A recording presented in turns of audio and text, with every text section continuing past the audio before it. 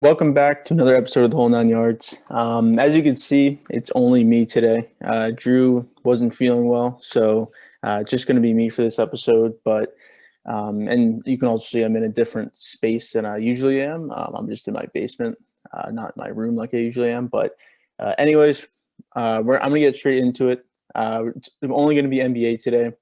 Based off our last episode, we recorded right after the Nets won Game 5 against the Bucks, and also the Hawks coming back against the Sixers in that game, and that game 5 that was in Philadelphia. So the last time we recorded was about 5 days ago at this point, and every single one of those series is over that we're talking about. The Hawks and Sixers, the Nets, Bucks, even Clippers, Jazz. All those series are over. So we're going to do a quick recap of that, and then we'll talk about the first game of the conference finals, at least for the West. And we'll talk about the Sixers collapse that they had against the Hawks and what they should do in the offseason. So first, I'm just going to start with Nets Bucks. So like I said last time we did an episode, it was after the Nets won that Game 5. They were down basically 20 points, right? Basically from the beginning of the game. KD, I think he had 49 points, played the entire game, 48 minutes. He had a great game. A pretty heroic performance by KD. We talked about that, like I said. Game 6, I picked the Nets to win Game 6. Kind of hoping that some of their players who've been playing bad, like Joe Harris, would rebound. Harden, who was terrible in Game 5, would rebound. But I think they were kind of just tired. Maybe they kind of really weren't looking forward to that game, kind of be like, all right, if we win, we win. But we may lose this game. We'll probably lose this game, and then we'll come back for Game 7. That's really the game we're really pushing for. That kind of seemed like the case, honestly. That Game 6 it really wasn't that close. I mean, the Nets, they only scored 89 points. They didn't really seem like they were into it. It seemed like some people were saying on the outside. Again, I thought the Nets would win this game. But I think Drew did pick the Bucks in this game. So Drew was right. I'll give him credit for that. He's actually gotten a lot of stuff right so far in this playoffs. I've gotten some stuff wrong. But yeah, that was Game 6, kind of a wash away game, honestly. Even though it was a potential elimination game, it was pretty much a boring game. But moving into Game 7, a great game from start to finish, an absolutely great game. KD again played every single minute. This game didn't went into OT. He played 53 minutes. He scored 48 points. Just a great performance by him. And I know, that last shot obviously wasn't a great shot that they had. And they did have a timeout in that OT with like 10 seconds left when they got the ball back. So they potentially could have called timeout. Maybe you would have liked for them to call timeout just because, KD, like I said, played the entire game. So just give him, 2-3 minutes more rest. It's never a bad thing at that point. He did airball the shot, whether that was fatigue. It was a tough shot, obviously, so that could just factor into it also. But I guess, some people say take the timeout, don't take the timeout, let your players play the game and let them make the decision. I would probably say, I think in that situation, I would probably take the timeout only to give him rest. I know, the Bucks can set up a defense, but look, the ball was going to KD, so I don't really know what defense they would come up with that would stop that from happening, or at least deter you away from going with that plan of giving the ball to KD. So I think taking timeout would have been the right decision there. You have Steve Nash, first-time head coach. Not saying he's not a smart head coach. He did make some mistakes this playoffs, and some of the blame for them losing this Game 7 and losing this series, not even reaching the conference finals, can be put on him. Could be put on a lot of people. But I still like taking that time out there. And again, they decided not to do it. KD got a shot. I thought he should have drove. I mean, if you look at that final play, it looked like he did have a lane to drive, whether he was going to go straight to the basket or stop and do a pull-up mid-range, which obviously that's one of his best shots. It's basically unstoppable when he has that pull-up mid-range. So I wouldn't have minded that shot. I thought he probably had that look. He decided to kind of stop the drive and take like a turnaround. It was a two-pointer. It wasn't even a three-pointer. Some people were saying it was a three-pointer. It was a two-pointer. It wouldn't have mattered. I think at that point, the game was tied, I want to say. So I'm just looking right now. Well, they were down 2, so it would have tied the game. But I just think he should have, drove to the lane, drove to the basket. He could get fouled. He could pull it for that mid-range, like I was saying. I would have liked that better for him. But again, he went with his shot. I'm never going to fault someone like him for wanting to take his shot. And he just came up short on it, honestly. But not even the OT shot. It was the regulation shot that sent the game into OT. A phenomenal shot by him.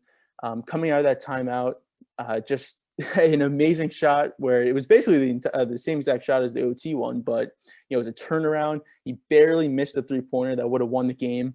Obviously, there was like a second left, I want to say, when he made the shot.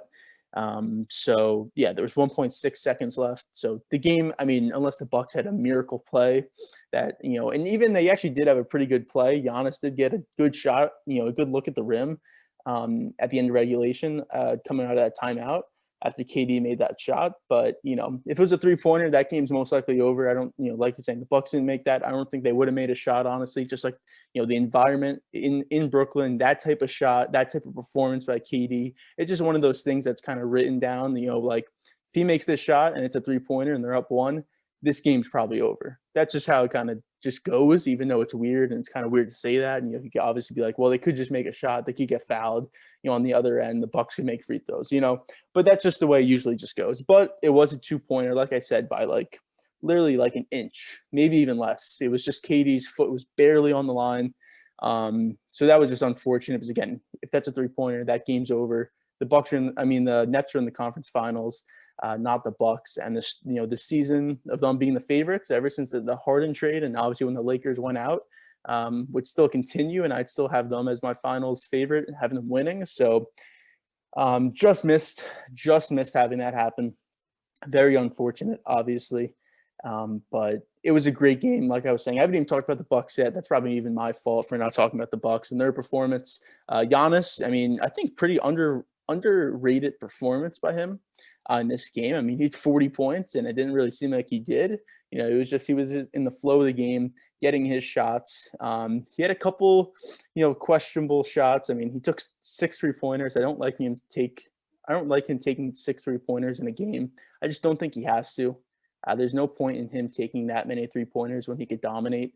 He can basically get 30 to 40 points without taking a 3-pointer anyways. So I don't know why he's exactly trying to take those 3-pointers. Maybe he's somewhat scared of the free throw line. I mean, in game 7, he was 8 of 14. He was making them, but he was airball. I think he airballed twice, maybe even 3 times. So he's still not confident at the free throw line. And I'll talk about a specific player in the free throw line later in this episode. Clearly the biggest topic, I would say, right now, the last couple of days in the NBA. But that would be for later in the episode. But just for right now, and the Bucks, just a great performance by them, like I was saying.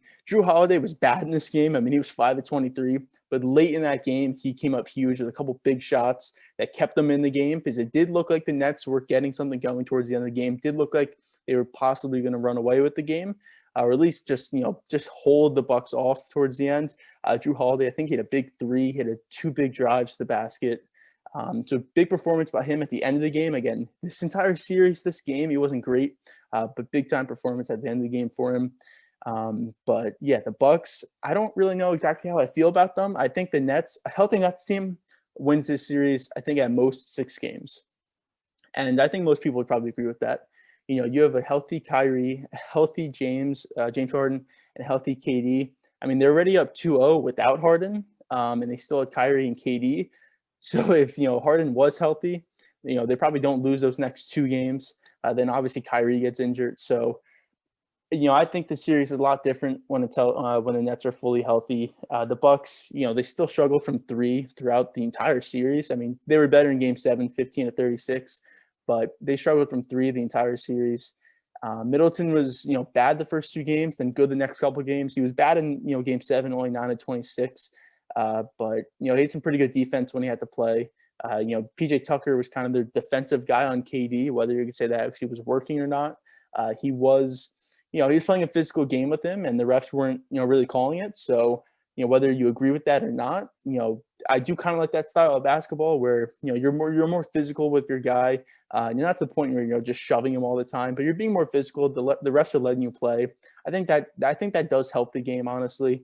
They call so many fouls now where you barely touch a guy, and they still do it, obviously. But I kind of like that style of basketball more than the style that it is right now. But yeah, it's just I mean, honestly, looking back on it now, having the Nets lose in the second round, um, it is kind of weird. And obviously, like I was saying, they weren't healthy, but definitely really weird that they lost, because I think this team was the favorite, at least coming out of the East. Starting, brand new from the playoffs when the Lakers are still in it. I think people still had the Lakers getting to the finals, but it's just weird that both teams, the Lakers and the Nets, are both out. One in the first round, one in the second round, and we won't even be able to see a conference finals appearance by either of them. But yeah, that was the Nets. Like I said, they lost. Bucks move on to the conference finals, and Giannis at 26 years old has a chance to get to his first NBA championship. I think, just a quick side note for Giannis. I mean, I think it's pretty ridiculous how he has so many expectations on him. It's so, he's so young. He's only 26. I think LeBron and Steph reached their first NBA finals at 27 or 28. I think MJ did it at 27. So just for him to have so many expectations on him to get to the NBA finals and be, one of these all-time great players, which he definitely still has the path to. I mean, again, he still has another 7 to 10 years of being a really dominant player, or at least, a top player in the league.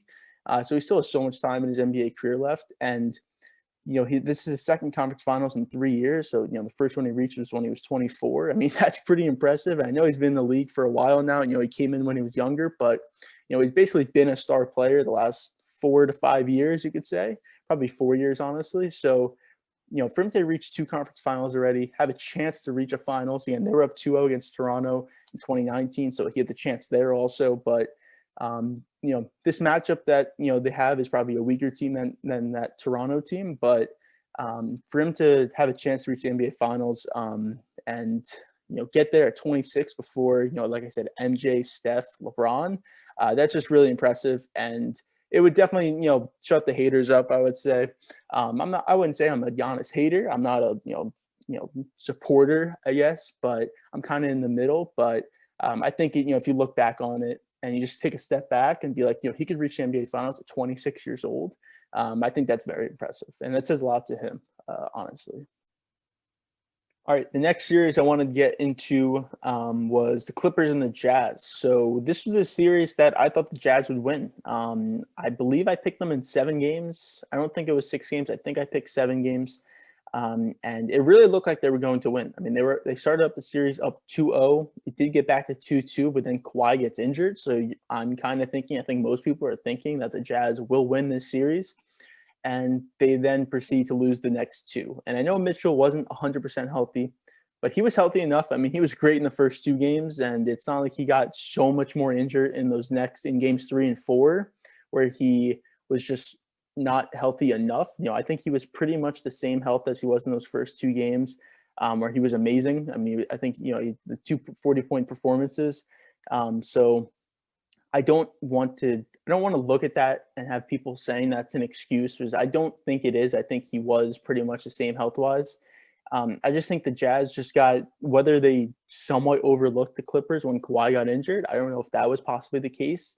Mike Conley wasn't there for the first 5 games. He did come back for game 6. He was clearly rusty. I mean, he wasn't great. He was only 1 of 8, but he wasn't great. But still having him out there, another ball handler, for a team that's really only Mitchell handling the ball, and I guess Clarkson when he comes off the bench, but he's not a true ball handler. He's kind of just a guy who he kind of just give the ball to, but he's not a true point guard. He's not a true mover of the ball. A guy in late situations that can really handle the ball for you. Mike Conley is that guy. So him not being there for the first 5 games really did hurt. But again, they were up 2-0, having the chance to possibly go up 3-0, 3-1. After those the first 4 games, even game 5 when Kawhi first gets injured, I think that was really the first game where it'd be like, all right, Kawhi's injured. He's not going to play. We know that. The Jazz are at home, which I think obviously helps them. They're a much better home team than a road team, even though they're really good both wise. But, when it comes to the playoffs, you'd rather be at home, and that crowd is a lot, louder obviously at home when, being on the road. So you'd think that would all fall into favor for the Jazz. It just didn't. And, again, Paul George was great. I'll talk to him just in a second about his performance in game 5 and game 6. He really stepped up. But, just the Jazz. I'm pretty disappointed in them. Their team going into the playoffs, I wasn't high on because I don't think Mitchell is a top 10 guy. I don't think he's a top 15 guy. Is he top 20 guy? Yeah, but I don't think he's top 15. I think there is a difference between top 15. Obviously, there's a difference between top 10 and top 15, but I think there's a difference between top 15 and top 20. And I just don't think he's there yet. I don't know if he ever will be there yet, or if he ever will be there, but I don't know. When it got to that, when they were facing the Clippers, I thought they could beat them. The Clippers came off a 7-game series against the Mavs. Kawhi basically had to do everything in that series for them to win. I just didn't know if he could do that again. Obviously he had the knee problems. That's why he'd been sitting out games in the regular season. It was for the playoffs and for him to be healthy, and it just didn't work out. Obviously, he kind of, he has the ACL. They don't even really know what it is. If it's just a knee contusion, an ACL injury, not a torn ACL, but an injury, just a strained knee, whatever it is.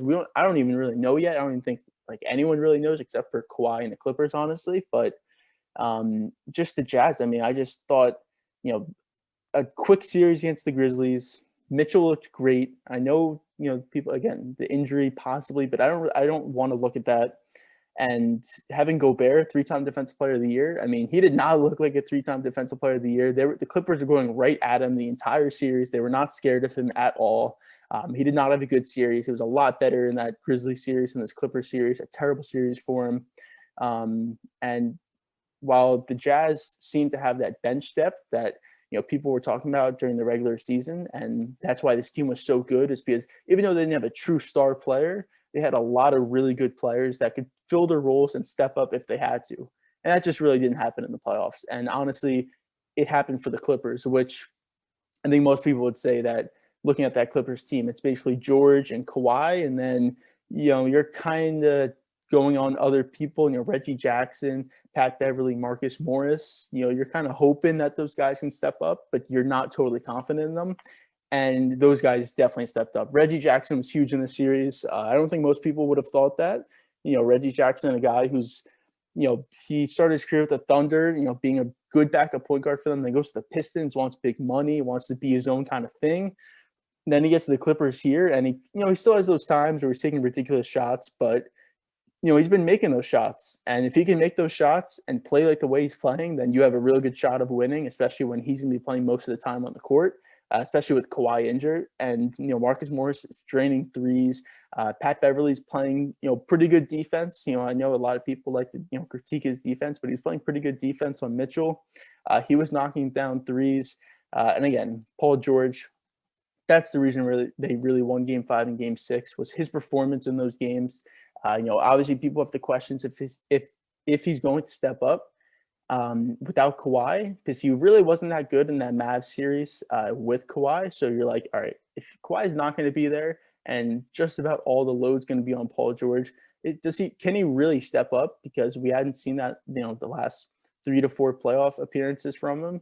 And he definitely did. He was great in Games 5 and Game 6. Just his ball handling, his shooting, his playmaking ability, his impact on the game, his defensive, prowess kind of stepped up from the point where the last 2 seasons, he's still been the really good defensive player that he's always been. But he really stepped up in those last couple of games because he had to. And, I give him a lot of credit for that. He easily could have just folded like he's been the last couple of playoff appearances for him, but he stepped up. He came up big when, the Clippers needed him to come up big. And I'm just really impressed with him. I don't really have a lot to say, only because I just didn't really expect it. I didn't expect him to, step up like that. Taking Game 5 on the road was just a huge game. A lot really can't be said about how big that game was, because if they lose that game, I think the series is over. I don't think they win Game 6 and 7 because, again, there would be no Kawhi. And if you were to lose that Game 5, that just takes away all your confidence that you had from winning Games 3 and 4.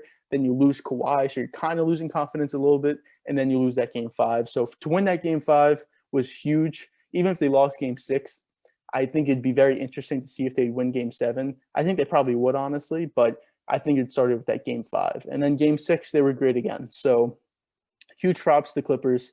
Again, I had the Jazz. I think Drew had the Clippers. So, again, more credit to Drew. He picked the Clippers. I picked the Jazz. But, yeah, so they'll reach the Western Conference Finals.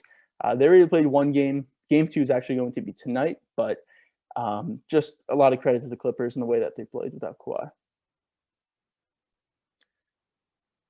All right. The next series, going back to the Eastern Conference, is the Sixers and the Hawks.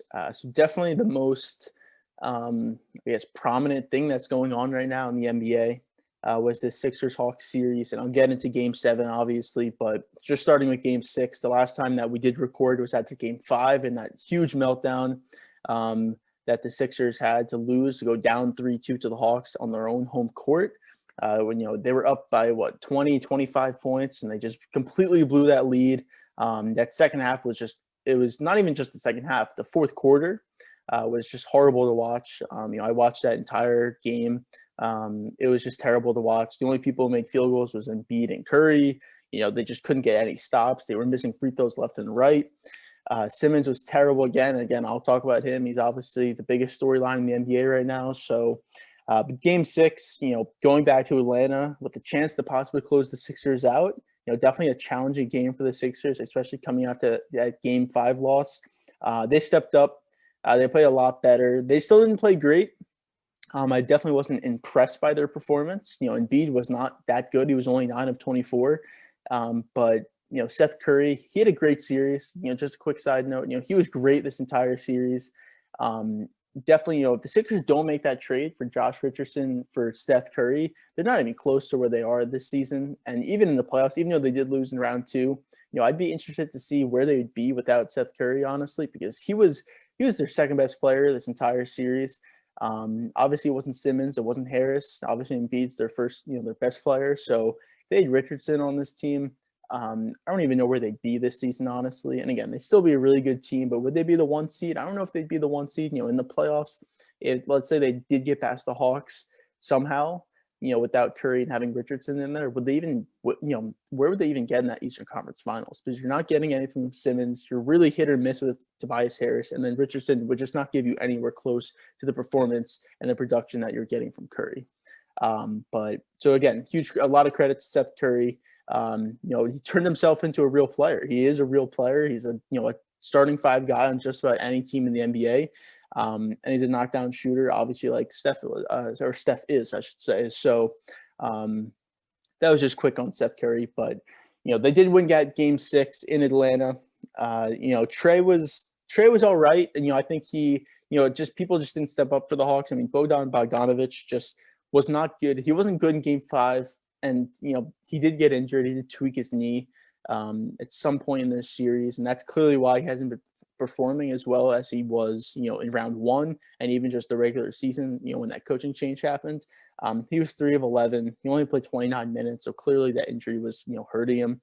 But, Herter, he was 7 of 15. He was better in Game 6, and he was a lot better in Game 7. Again, I'll talk about that. But, they just didn't really have the performances that they needed in a closeout game to close out, still a pretty good team in the Sixers. Obviously, when you have Embiid, but if Embiid's going to be 9 of 24, you have to win that game on your own home court in a closeout game. But again, they didn't, so they had to go back to Philadelphia for Game 7. And I don't think we had a chance to talk about this because again, we stopped after Game 5. That was the last time we recorded, so we didn't get to talk about a potential Game 7. But I honestly would have picked the Sixers. And I know I would have been wrong. But I would have picked the Sixers. They are the better team. In my mind, they are the better team. When they play to their best ability, I think defensively, they wouldn't be able to shut down the Hawks because the Hawks are a really good offensive team, but they'd be able to really frustrate them. Having Simmons and Thibault on Young, it worked. I mean, in Game 7, I guess I'll start to get into it.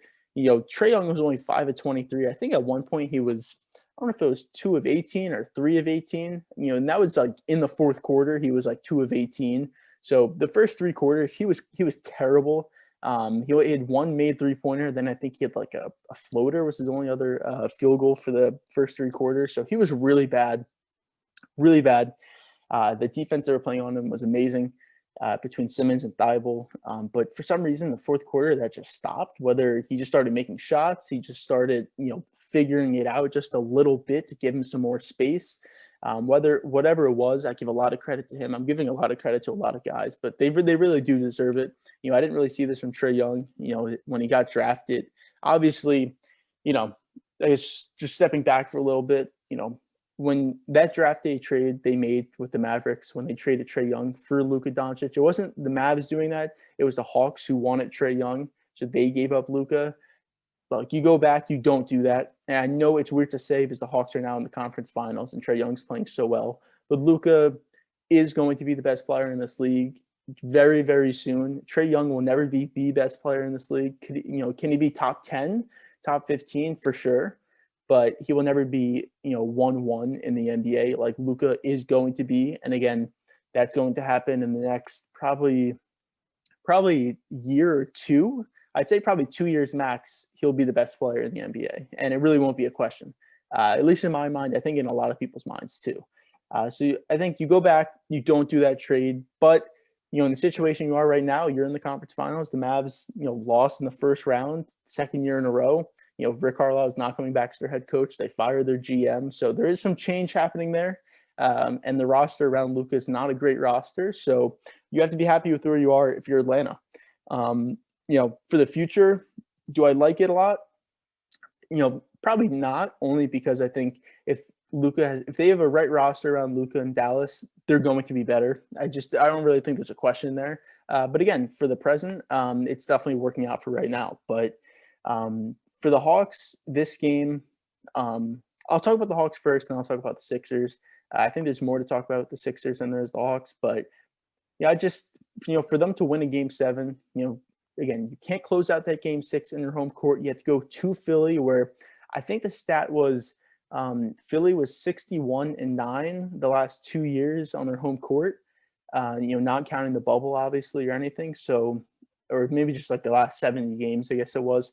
And out of those 9 losses, 3 of them came to the Hawks. So I don't know what it is about the Hawks in Philly or the Sixers playing the Hawks in Philly, but clearly they had their number when they were playing in Philly. Again, 61-9, and for 3 of those 9 losses coming against the Hawks, that says something. And I don't know. I just give the Hawks, again, they're playing without DeAndre Hunter for this entire series. Bojan Bogdanovic, again, only played 21 minutes, 2 of 8, 0 of 4 from 3, just not even close to the same player that he was even just earlier in the series, and obviously last series against the Knicks. But a big performance from Kevin Huerter. Again, Trae Young struggled. He only finished 5 of 23, but Kevin Huerter, 10 of 18. His ball handling, his ability to make shots off the dribble, which you didn't really think he had. Obviously, he's more of a spot-up shooter guy. You kick it out to him, he's going to hit that shot. But he was able to take the ball and take you off the dribble. I think he made like a baseline jumper. I think it was like 4 or 5 minutes left in the game. I remember watching it and basically saying, I was like, that's not a good shot.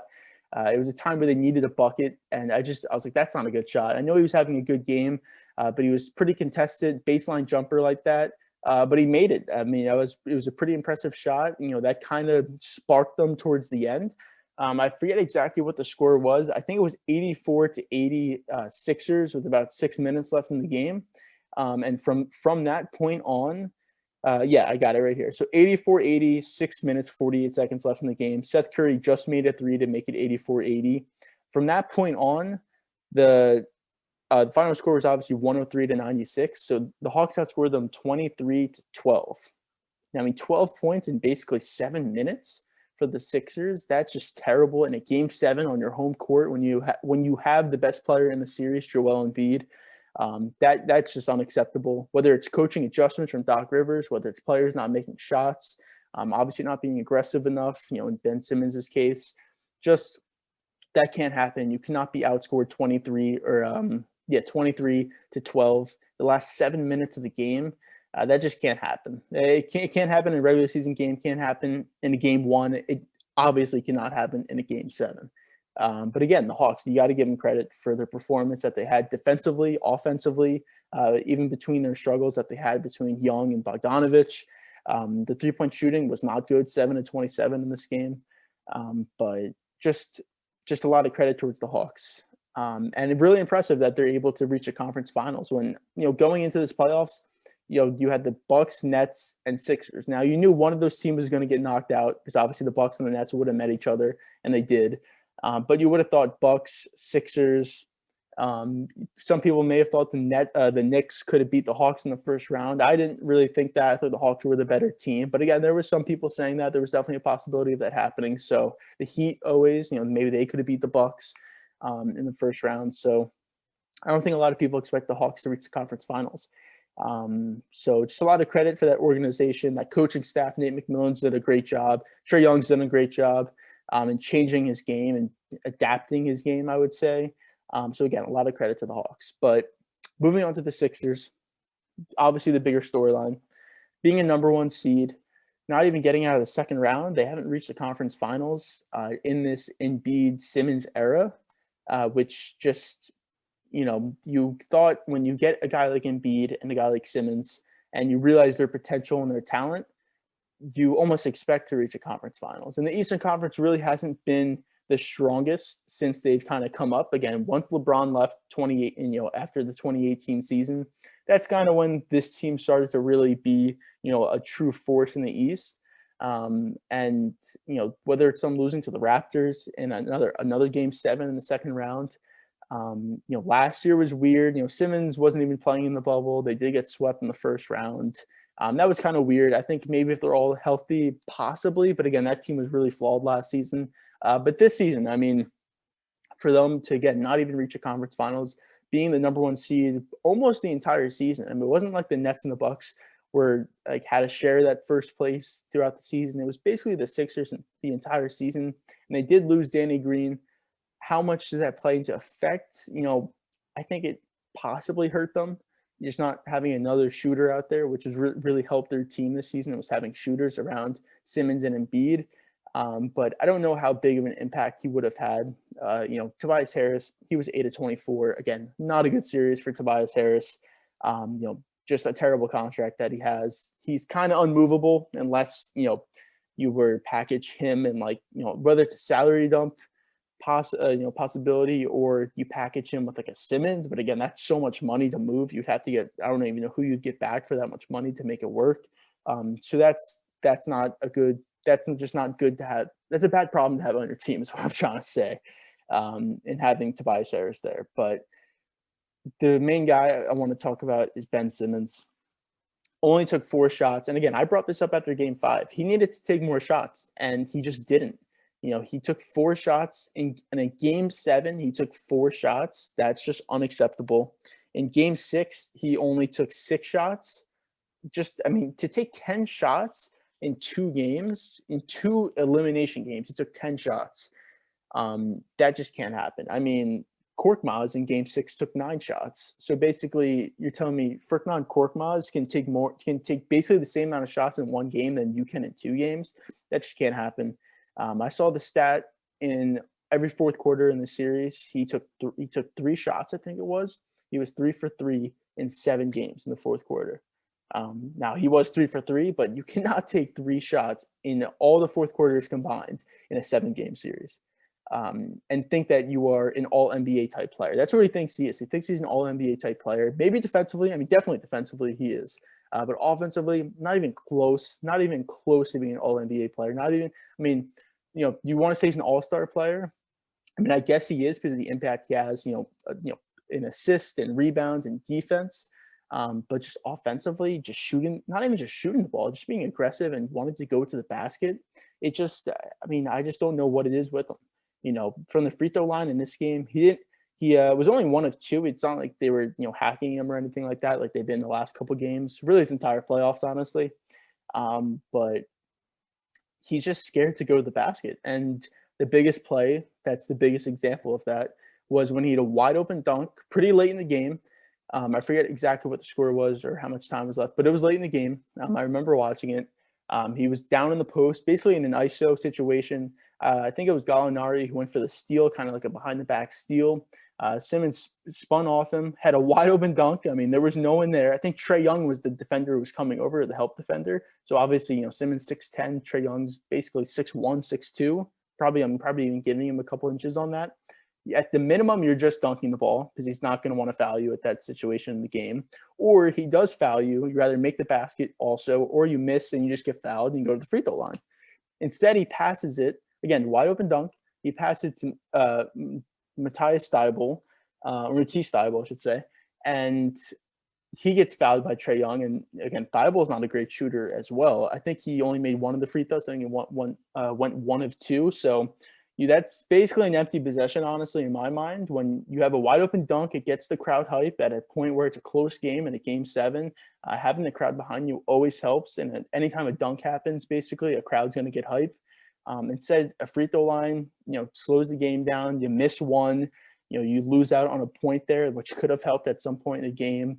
Just a huge moment in that game. Honestly, a huge moment in his career so far is what I would say. That's what I'd characterize it as, just because it just shows everything that's been going wrong for him, and the potential of this team was basically summed up in that one play.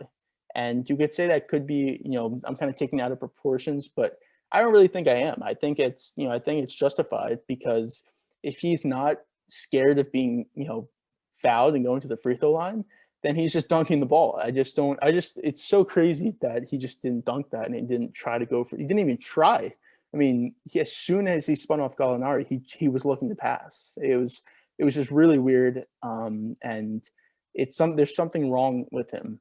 Whether, I think there's just something wrong mentally with him and not being aggressive towards the basket. And, everyone always talks about his shooting ability. I don't think he has to shoot the ball. I don't care if he doesn't shoot the ball, in terms of jump shots. If he can, Giannis tries to shoot the ball, which, again, I don't think he should, because he doesn't have to. But Giannis attacks the basket. That's, I always give him credit for that. Even if he's shooting these random threes and turnaround jump shots that he has, he's just obviously not going to make, I give him credit for at least attacking the basket. He's not a great free throw shooter either, but he at least tries to go to the basket. He gets fouled. That's, somewhat part of his game. I think that's what Simmons should do. Just go to the basket, get fouled, get layups, get dunks. He does have a jump, a hook shot, kind of like a little mini hook shot that he has that does work when he's in the paint. So I just don't know why he's so afraid of going to that. And I think it was like 2 years ago, possibly maybe even 3 years ago now, where, obviously Embiid has injury issues, and the team was without Embiid for, an extended period, and Simmons was running the offense, and they were playing really well. People thought they'd, somewhat, not play as well because Embiid wasn't there, and obviously he's the best player, but Simmons was attacking the basket. He was running in transition. He was passing the ball. He's making plays for others. And again, he still does that, but he was just way more aggressive. He looked like he was just in full command of the offense. And I'm not going to blame Embiid for why Simmons is playing bad, because it's on Simmons to play better. But I don't know if it's the fit, which has always been a question with these two guys. Does this fit actually work, or was it the coaching? And I think, as we can see, it's probably the fit. And it does seem like this offseason change is going to happen, which me and Drew did speculate. And that was before this series really happened, or I guess before, this meltdown of Simmons happened, where his trade value is definitely the lowest it's been in his career, by far. So I'd be interested to see, one, if they actually do trade him, to what team would they trade him? Who would they get back? And would you actually what are you getting back? That's really the main question, because we were talking about Damian Lillard, and again, that was before this meltdown happened. There's no way you're getting Damian Lillard now. They were saying possibly CJ McCollum you could get, possibly to switch that back, both, backcourts up, in Portland and in Philadelphia. But what does CJ McCollum really do for the Sixers? I don't think he really adds to them that much. I guess he's technically better than Simmons because he's more of a scorer, but I don't know if that really helps their team that much. They wouldn't have a ball handler then. And then for Portland, that he doesn't really work with Lillard. So I don't know. That's a weird fit. There were a couple other trades out there, but again, it's not looking great so far. If they were to trade him, you could probably get a first round pick. Possibly wouldn't be a top pick. It'd be somewhere in the middle of the first round, probably late first round, or protected. And you'd probably get, a decent player, not like an all-star type player, potentially a little bit less than an all-star type player, but that's what you get. And it's crazy how in a week, 1 week, 2 weeks, how much that changes. And again, it's weird that we're talking about him getting traded for Damian Lillard, because that's just not even close to on the table, at this moment. But it's something's gonna have to happen. In my opinion, I think they have to trade him. I just don't think this fit works. And you tried to bring in a new coach in Doc Rivers. Now he may not be the best coach, but he's definitely better than Brett Brown. It didn't work. You can't trade Embiid. He's out. Embiid is one of the top players in the NBA, and you just can't trade a guy like that unless you're going to completely blow it up, which they're not going to. So you have to trade Simmons, but again, the trade has to be right. You can't just trade him to trade him. You have to trade him to get something that really helps your team in return. I just don't know what that is. Maybe over the next couple of weeks, we'll see rumors and reports, and we'll kind of get more of a picture of what makes more sense. But for what it is right now, it's just I don't know what you'd get back. And if you're the Sixers, I think you're just in a tough spot. I know Daryl Morey said today that who wouldn't want to be in our position right now. I don't really know who would want to be in your position. You have a bad contract in Tobias Harris. You have a Ben Simmons, a young star, I'll put in quotations, at least right now, that you did give max money to, and a guy who just is completely lost on the offensive end of the basketball, who you're just looking to trade, honestly. And even if you don't trade him, if he doesn't get better, then you're in the same exact situation a year later. So I don't know what he exactly meant by who wouldn't want to be in our situation. Now, obviously, he's going to say that as the GM. He's not going to talk negatively about the team. But I really don't know how many teams would like to be in their situation. Obviously, having Embiid is big, but again, he's an injury type guy too. He gets injured a lot. He was playing with the torn meniscus this postseason, so they have a lot of questions. They're going to have to figure it out very quickly because the Nets will be back. Again, if the Nets are healthy, it's not even a question who wins the East at the minimum, probably the finals. The Bucks are going to be there. The Hawks are now going to be there. The Celtics could potentially be back, at least somewhat there, in the question or in the mix. The Heat are always going to be there. So, more teams are going to get better. Your team is still one of the better teams in the East, but the way you are right now, you're not going to win a championship. Again, you can't even get out of the second round, so how do you expect to win a championship? You can't really make that many roster additions because of the salary that you have on your team. If you trade Simmons, who are you getting back? How much of an impact is that on your team? So they just have a lot of questions, and they have a lot to figure out before next season starts. All right, last thing I want to talk about is the conference finals in the Western Conference Finals and the Eastern Conference Finals. So the first game of the Western Conference Finals happened on Sunday. It was before the Sixers Hawks Game 7. The Suns won against the Clippers 120-114. Obviously, the Suns are without Chris Paul. The Clippers are without Kawhi Leonard. A great performance from Devin Booker, 40-point triple-double. Completely dominated that game. He can handle the ball. I mean, before they had Chris Paul, before they even had Ricky Rubio the last couple of years, he was basically their point guard. I think he did average 7 assists one season. So he does know how to handle the ball and kind of play point guard. So it's not surprising that he was, this impactful and this good in Game 1, at least with handling the ball and having, all that pressure of handling the ball and having situations where you have to make decisions like that. But even just besides that, he was amazing. 15-29, 3-7 from 3, not great, but still made 3 of them. DeAndre Ayton was amazing. He's been so good this postseason. A lot of people, obviously you take Luka number 1 in that draft, but he's really performed in this postseason. His defensive abilities really shown with him being able to move his feet, kind of body people up in the paint. But even offensively, he's always giving you 20 and 10. If you just look at the box scores for their entire postseason, he's giving you 20 and 10, just playing really well, and it bodes well for them next season. Obviously, he wasn't great in the regular season. It seemed like Paul and Booker were kind of touchy and feely with them. They were kind of just pushing him away a little bit. But when the postseason started, they kind of went right back to him for whatever reason it was, whether it's Monty Williams, whether it's Chris Paul, having a great game plan for that. And he's really performed well. So again, credit to him for his performance this postseason. But, it was a close game. The Clippers, they kind of came back towards the end. They had made a third quarter run. Then even in the fourth quarter, I forget what the run was. It was possibly a 10-0 run, 8-0 run late in that game to come back. Paul George was, pretty good again. I mean, he made 7 threes. not from the 3-point line. He was 3 of 11 from the 2-point line, so that wasn't great. But 7 of 15 from the 3-point line, 34 points. Again, a pretty good performance by him without Kawhi. So again, he's been performing well the 3 games without Kawhi.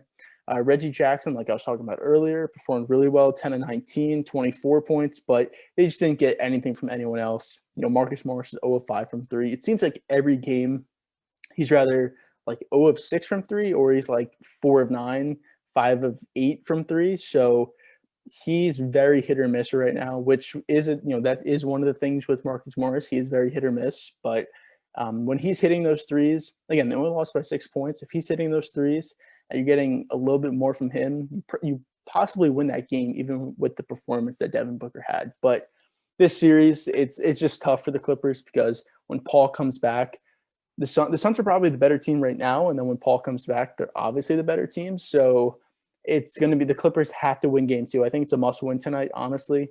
I think Paul, they said, is coming back in game 4. I think he's out for game 3, but I think they said game 4 he can come back. I think that's still up in the air a little bit, but it does seem like game 4 is coming back. So I think the Clippers have to win game 2. If they go down 0-2, even if they win game 3 and Paul comes back game 4, I think that's a lot to ask for, especially with no Kawhi. Again, we don't know he's coming back, but I'm going to assume he's not coming back for this series. If he does, it's game 6, game 7, if anything, but I don't even really think he does.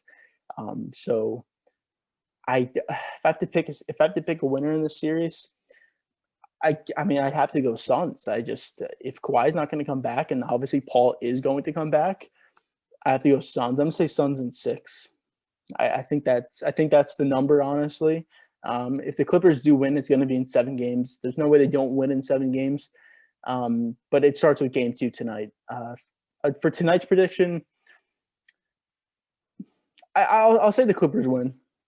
I think the Clippers win game 2. A pretty good performance in game 1. I think they bounce back, with a pretty similar performance. I think they have a better game plan of how to stop Booker at least a little bit and make the other guys beat you. I'd rather lose to the other guys than to the best player on the team. So I think the Clippers win. It's going to be a close game, another close game like game 1, but I think the Clippers win. And going to the Eastern Conference Finals. Let me restart that. And going to the Eastern Conference Finals, the first game is going to be Wednesday, Hawks at Bucks. This would be an interesting series. I mean, I think Trae Young went from Simmons and Thibault to guarding him in the Sixers series to now Drew Holiday guarding him. So it's not getting much easier, even though the length and the height won't be there. It's probably the best perimeter defender, at least point guard wise, in the NBA. I think you can make that argument. Simmons, I guess technically is a point guard, but I'm not looking at him as a point guard. I'm looking at Drew Holiday as a point guard. So it's going to be another tough series for him, at least, defensively matched up wise, between who's guarding him. But, for Giannis, I don't exactly know who's going to guard Giannis. Would they put Capella on him? I don't think they would because they play Lopez. But there's definitely going to be times where I think Capella could guard Giannis. I wouldn't be surprised by that. But we'll have to see. I think Giannis could easily dominate this series. I expect him to dominate this series. But the big question is going to be Middleton and Holiday. If they can step up, better than they did in that Nets series, they're going to win this series. I wouldn't say easily because you can't. I mean, the Hawks took down the number 1 seed. But I think they have an easier time if Holiday and Middleton just step up a little bit, are more consistent than they were in that Nets series, not going, 5 of 25 and 9 of 27 like they were basically doing for a lot of those games. They could be a little more consistent on the offensive end. I think the Bucks win this series. And, with that, I'm going to say Bucks win this series, and I'm kind of deciding between 6 or 7 games. I'm going to say 6, and it's pretty similar to that Clippers-Suns prediction that I had, but I think they win in 6. I could definitely see it going 7 because the Hawks definitely can get hot from 3. Again, a big question for them is Bogdanovich. If he's not going to be healthy, they're going to have a real struggle because even though Herter played great in Game 7, I don't know how consistent he's going to be with that. Hunter's out. He's not going to come back. So there's no Hunter. Bogdanovich he could play, he could not play. If he does play, he's probably not going to be great if he's not totally healthy. So where's that other scorer going to come from? Is it Herder? Is it Collins? I don't know. I don't exactly trust those guys. It's not like I trust Middleton or Holiday that much either, but I have more trust in them than Herder and Collins. So for that reason, I think I have to go Bucks. If Bogdanovich is there, healthy, totally healthy, I think I could definitely go between Bucks or Hawks in 7. But with him not being healthy, I think it's tough to pick the Hawks, even with how Trae Young can play potentially.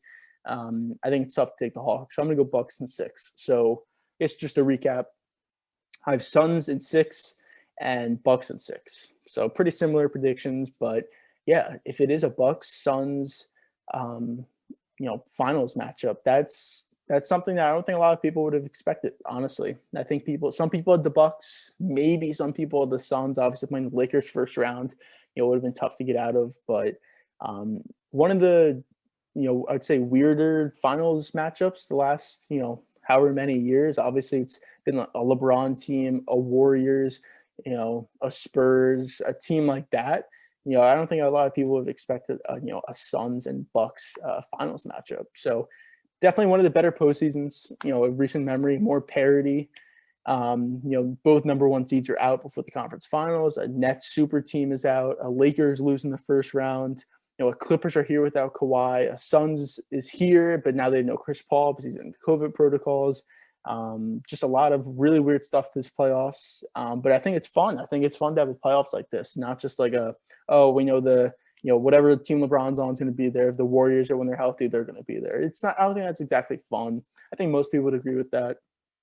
And it's fun to see other teams have a shot. When looking at this conference finals, you have the Clippers, Suns, Bucks, Hawks. It's teams that, the Bucks were the only team to win a championship, technically. I mean, I think the Hawks won one in 1958, but the last time a championship was won between those teams was the Bucks in 1971. So none of these teams have won one for basically 50 years plus.